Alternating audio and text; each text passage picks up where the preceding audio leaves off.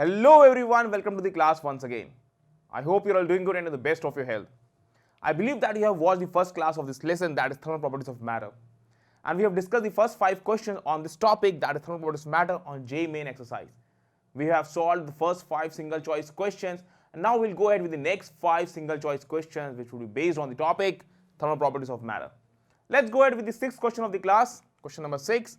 If a piece of metal is heated to a temperature theta and then allowed to cool in a room which is at a temperature theta naught, the graph between the temperature T of the metal and the time T will be close to A. You can see the temperature T on the y-axis and time on the x-axis. The graph is somewhat a linear graph curve. On graph number B, you can see that the temperature is first going down with time and then it's constant with time as it reaches to value theta naught. Option number C, if you check, the temperature is going down and just about to reach to value theta naught with time. And option number D, the curve is in the same way. The temperature T is getting low, and while reaching at temperature theta naught, it goes to a constant value with time. But the difference between curve C and D is this: curve C is a concave curve D is a convex curve. So among the 4 options, which one to choose? We all know that the rate of fall of temperature is directly proportional to the difference in temperature of the object and the surrounding, as per Newton's law of cooling. So most of you would be thinking that why not to choose option number A, because it is regularly decreasing with time and there is no relation between temperature T and theta naught. Some of you must be thinking why not to choose option number B, temperature is decreasing and it will reduce up till the body's temperature reaches to the surroundings temperature. After that it will be constant. So let me write down the Newton's law of cooling equation, then we will comment on which curve to choose for the right option.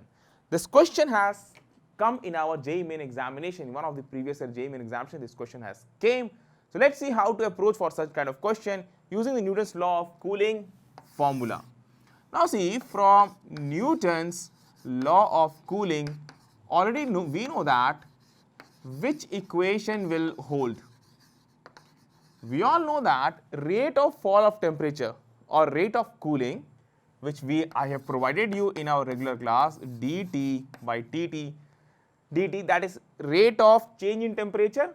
This is change in temperature divided by change in time. So rate of change in temperature is equal to minus BA and the difference in temperature of body and surroundings. So I am writing in this case T minus theta naught.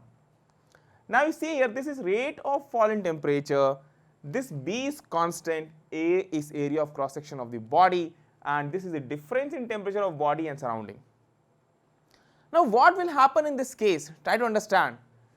This rate of fall in temperature is proportional to all this value, but this value is continuously decreasing with time.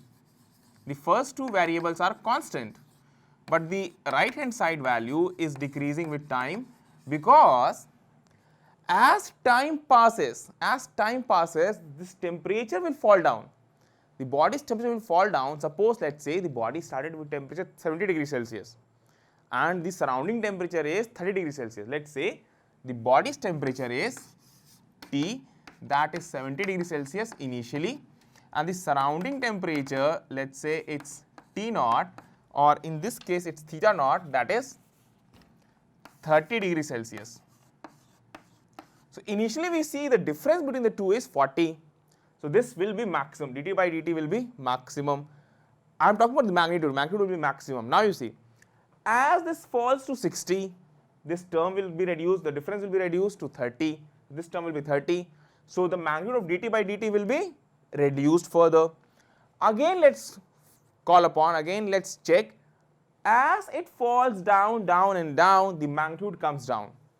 Now the entire value, you see this entire value, magnitude comes down, its magnitude reduces. Now people who are good in maths, you must be knowing that there's a minus sign attached. So if magnitude reduces, the value increases. That is what we can say. What is dt by dt? That is the slope of the curve T and T. That means the slope will not remain constant, it's going to increase. And remember, increase, why I am saying the magnitude decreases, no matter, magnitude decreases, but there's a minus sign here. It means its value will increase. As magnitude decreases, the value increases. So the slope will not remain constant. So option number A cannot be an answer. Option number B cannot be an answer. Now C and D can be feasible options. Now see here, we can see that its value is increasing with time. So if you follow this concave curve, initially the slope is somewhat like this, and as time passes, the slope we can see that it increases. As time passes, the slope increases, and that is what we have seen in the Newton's law of cooling equation that I have mentioned here. The slope is increasing. Its magnitude decreasing no matter, but there's a minus sign attached, so slope will increase. This is the case that has been depicted here. Here you see the slope is initially max, it's reducing. Hence, we can comment that in this case option number C will be the right answer. This is what the case that we can see. So concave curve is the one that you have to choose in examination, rest all options will be incorrect. I hope that you have got how to actually analyze the Newton's law of cooling equation and use it wisely to answer such kind of question. It's a very good question asked in one of the previous year mains examination. Good question for practice and for understanding Newton's law of cooling application in your questions. And I explained you in our regular classes how to use Newton's law of cooling equation. Let's go ahead with the next question of the class. Question number 7. Steam at 100 degrees Celsius is passed into 1.1 kg of water contained in a calorimeter of water equivalent 0.02 kg at 15 degrees Celsius till the temperature of the calorimeter and its content rises to 80 degrees Celsius. The mass of the steam condensed in kg is. We need to find out how much steam is condensed. Let me tell you, in your examination, if some values are not given with the question, some values will be given at the start of the paper. Here the latent heat of vaporization of steam that you have to use will be 540 into 10 to power 3 kilocalorie per kg. This is, you have to use the value of latent heat of vaporization, and let's see whether we have to use it or not. Now it says that steam at 100 degrees Celsius is passed into 1.1 kg of water. So initial temperature of steam is 100 degrees Celsius. Initial volume, the mass of water is 1.1 kg of water. Now it's contained in a calorimeter of water equivalent 0.02 kg. At 15 degrees Celsius till the temperature of the calorimeter and contents rises to 80 degrees Celsius.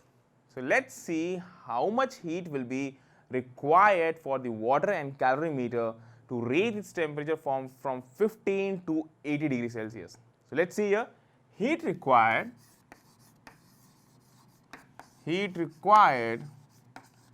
to raise temperature of water and calorimeter,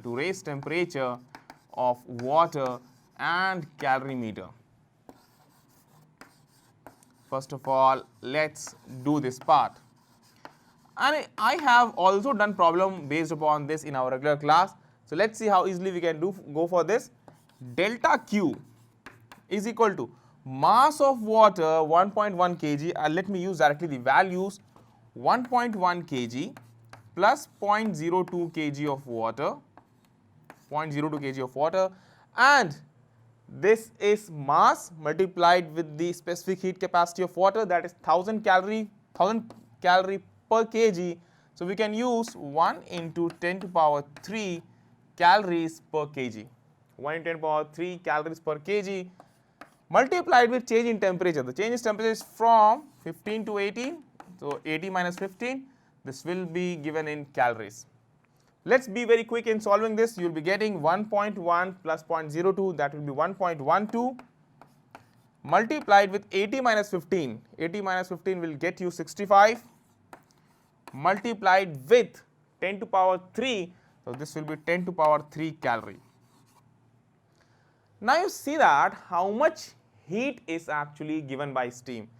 First of all, steam at 100 degrees Celsius passed. The steam will get converted from at 100 degrees Celsius from steam to water at 100 degrees Celsius. For this, it will be requiring to lose some heat energy, and then it will be converted from 100 degrees Celsius from water form to 80 degrees Celsius in water form. So net heat lost by steam in the processes, let me write down, we need only this value. So let me write this value and keep it separately, and we will use it later on. This is required.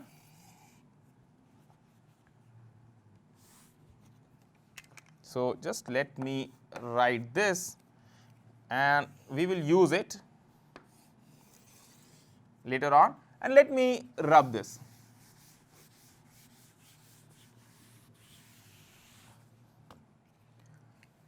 Heat lost by steam in the overall process, this will be given as delta Q is equal to, let us say, m mass of steam has condensed. Only m mass of steam has condensed. So, m into L plus m into specific heat capacity of water. So, Cw I am using multiplied with 100 minus 80. This is the change in temperature. This will be the heat energy lost. So, m into L, that is 540 into 10 to power 3, quite large latent heat of evaporation of steam, that is what we know. To 10 to power 3 it will be, and this will be calorie per kg, not kilocalorie per kg, this will be calorie per kg. So, 540 in 10 to power 3, that is 540 kilocalorie per kg, I have written 540 in 10 to power 3. So, this is one term plus same m and again 1 into 10 to power 3 for specific capacity of water, and this multiplied by 20. This will give you the amount of heat energy required in calories. Equation number 1 was here, equation number 2 is here. So, finally what we have to do? We have to equate equation number 1 and 2, because heat energy required will be equal to heat energy lost by the steam. Heat energy required by water and calorimeter will be equal to heat energy lost by steam. So, you equate this one with this one. 1.12 into 65 into 10 power 3. So, delta Q required is equal to delta Q lost. Therefore, we can write 1.12 into 65 into 10 to power 3 is equal to this much. You take m common here, and this will be 540 into 10 to power 3 plus 20 into 10 to power 3. So, this will become 560 into 10 to power 3. This is what you are going to get, 540 into 10 to power 3 plus 20 into 10 to power 3. So, we will be getting 560 into 10 to power 3. So, finally, m you can easily find out, and let me, this calculation part is only left. I believe that you all can do easily. After calculating, you will get mass as 0.13 kg. This is what you are going to obtain. You are going to obtain mass as 0.13 kg. So, you see the answer that is matching with the right option, that is option number A. Rest all options are incorrect. Only thing you have to do, it's a basic question, it's a basic question of calorimetry. You have to check how much heat is required and how much heat is lost in the process. Equate both the two, you will be getting the right answer. Not too tough question, but you should have a practice on how to solve such kind of question, and even in your JEE main examination, very basic question can be asked from any topic. So, you score more in your JEE main examination, so you can qualify with good rank. Let us go to the next question of the class, question number 8 and the third question of the day.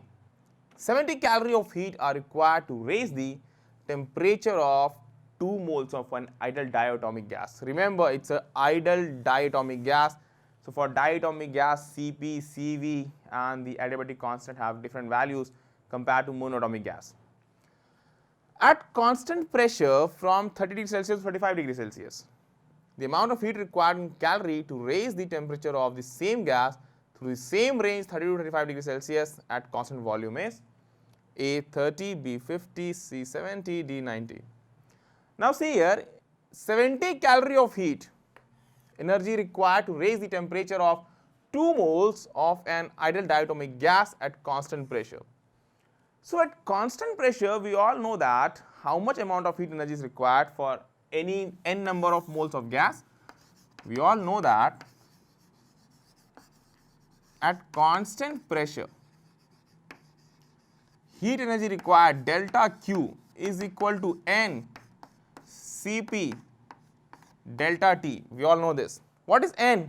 N is the number of moles of gas that is actually in the process, that is actually in the container, which is actually going through the change. So delta Q is N Cp delta T at constant pressure.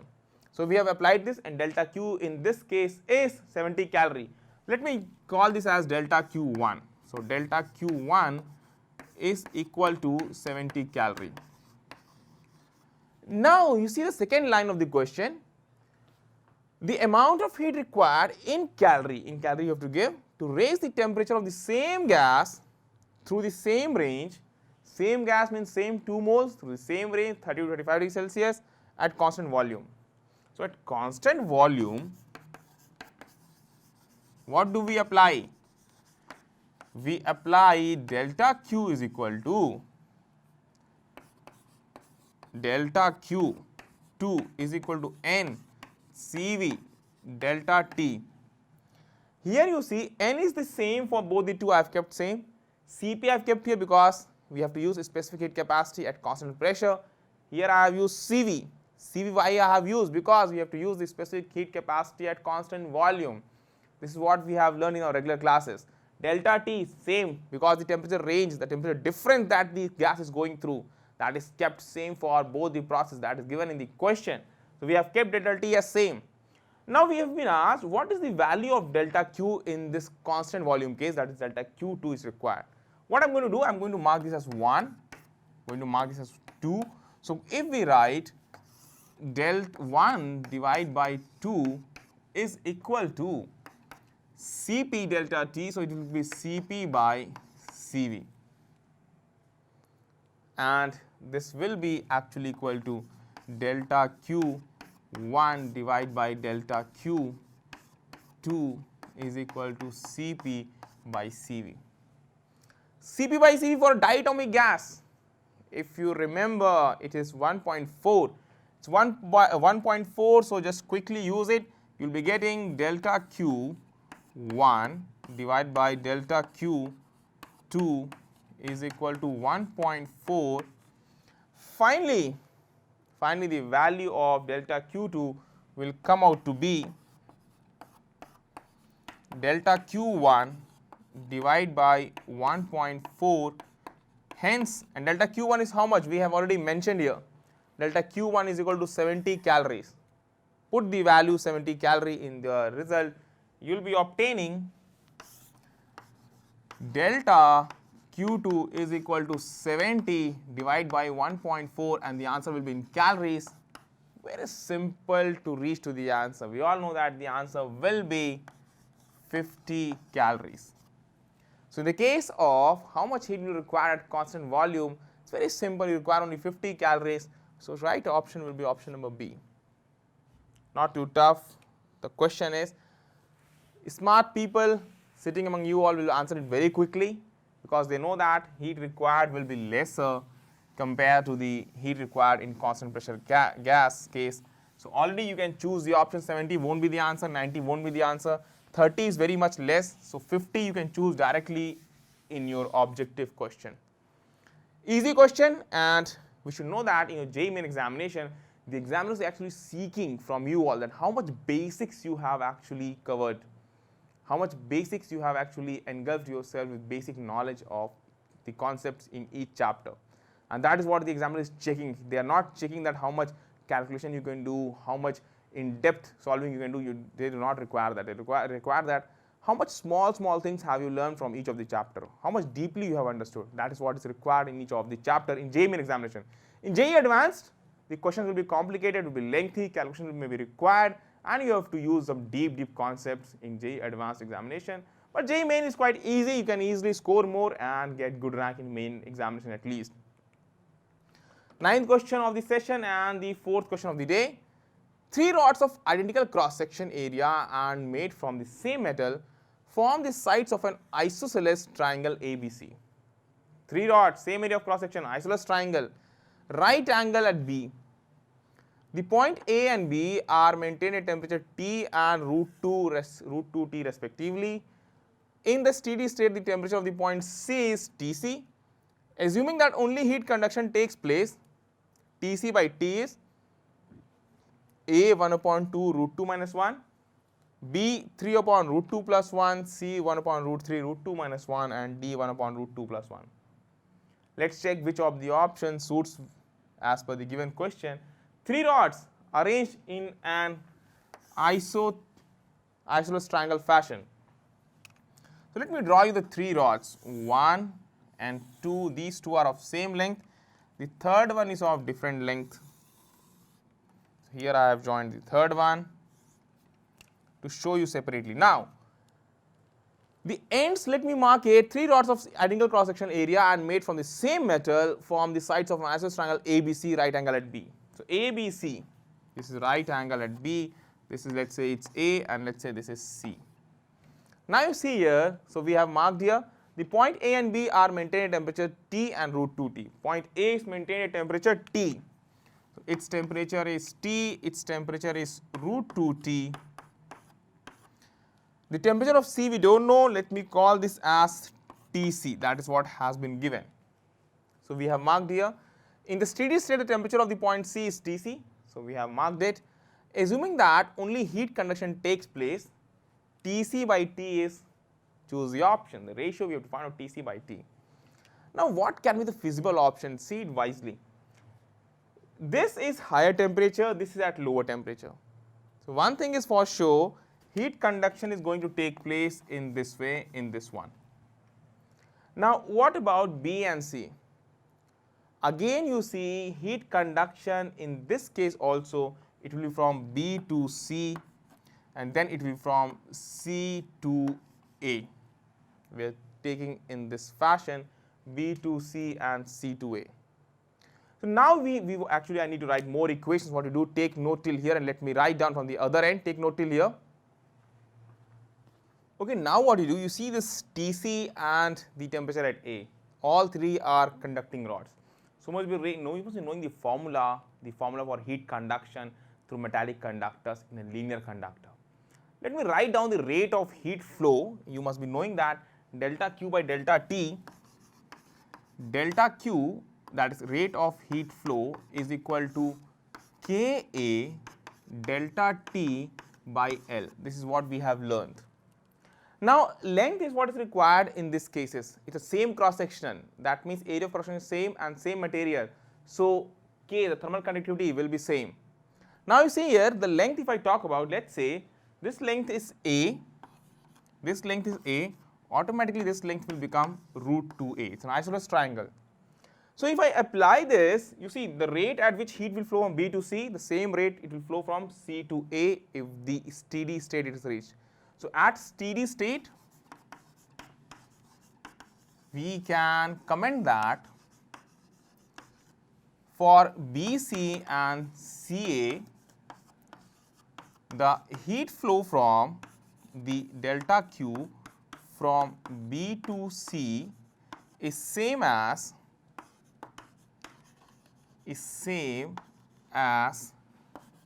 delta Q from C to A.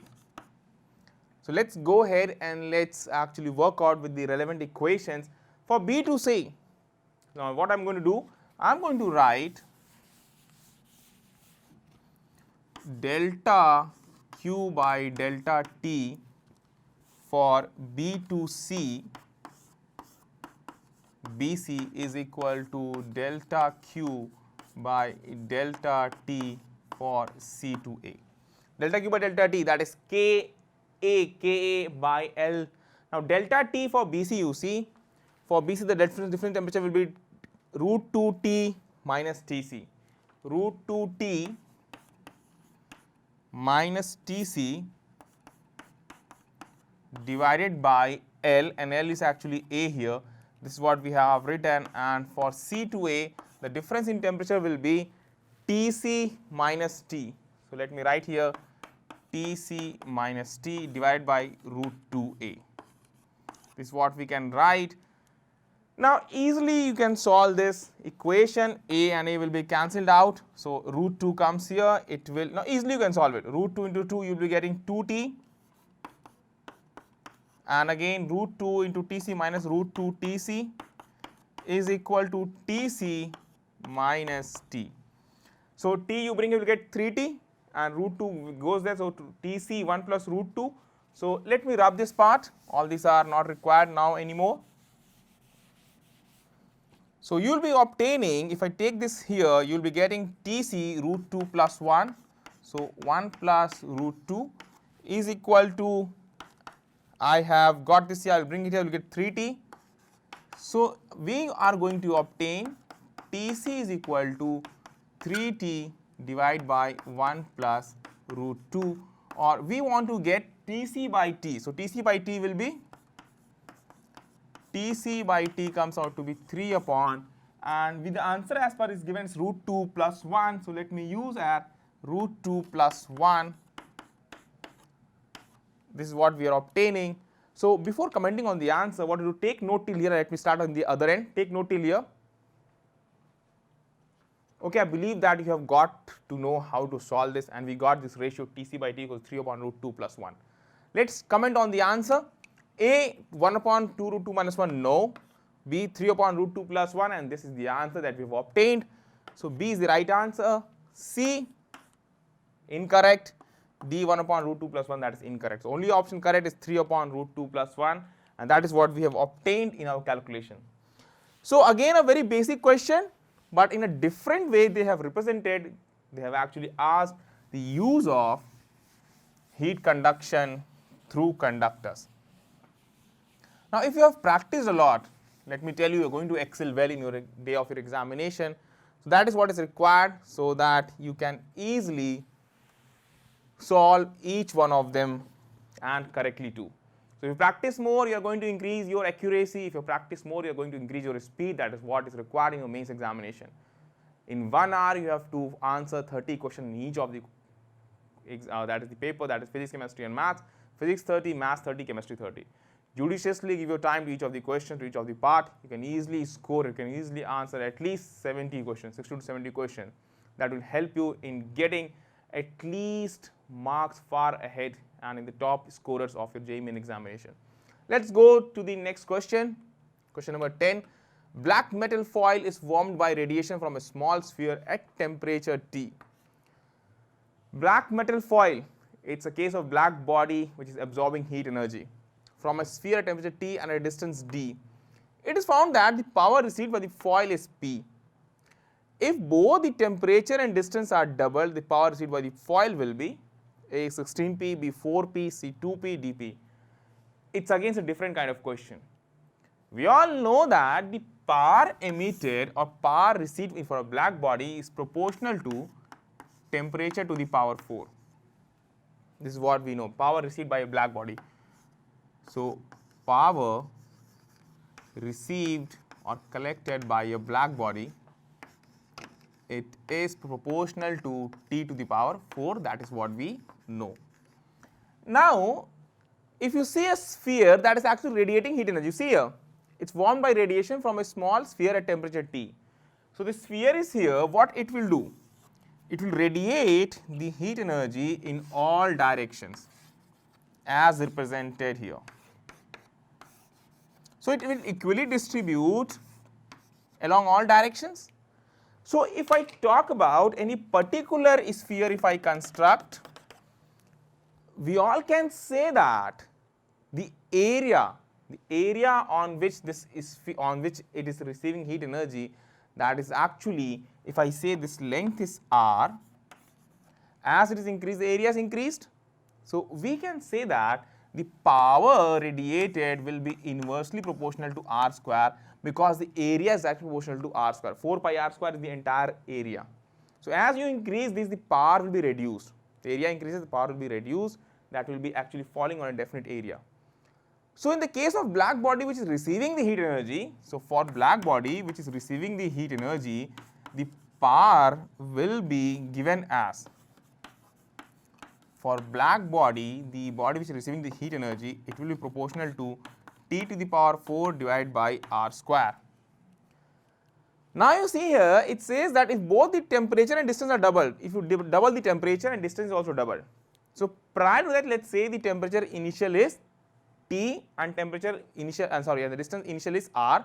So power is proportional to T to the power 4, R power 4, and the new temperature, let's say it's T dash, that is equal to 2T, and new distance, that is equal to R dash, and that is equal to 2R. So power new will come out to be, this will turn out to be T dash power 4 R dash power 4, which turns out to be 2T power 4 divided by 2R power 4, 2R whole square. So this comes out to be 2 whole square T to the power 4 divided by R square. I believe that you can see clearly up till this end, not a problem.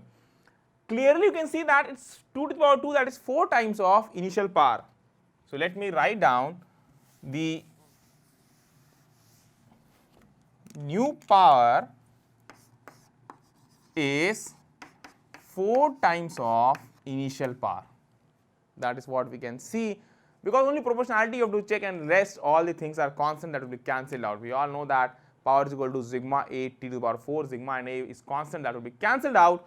So here option number A 16P, no, B 4P, yes. The final power that is actually received by the black body, that will be 4P and 2P, and P won't be the answer. So this is all we have for today's discussion. It's a wonderful class. It was a wonderful exercise. We have practiced. We have seen how variety of questions can be framed based on basic concepts that we have learned in this chapter. And I have in detail explained you each of the Stephen Boltzmann law I have explained, Wein displacement law I have explained. I have explained you about Newton's law of cooling. We have derived equations. I have told you about Kirchhoff law used in this chapter. Rest with all these basic concepts. The chapter theory part is quite small, but its application is wide. You should practice question. Don't satisfy yourself with only understanding the theoretical concept. Until unless you practice questions, you're not going to solve question on the day of your examination in this chapter. Do practice questions from this chapter. That will be of great help to you all. I wish you all the very best, and do see all this exercise, practice more examples, more unsolved problems. That would be of great help to you all.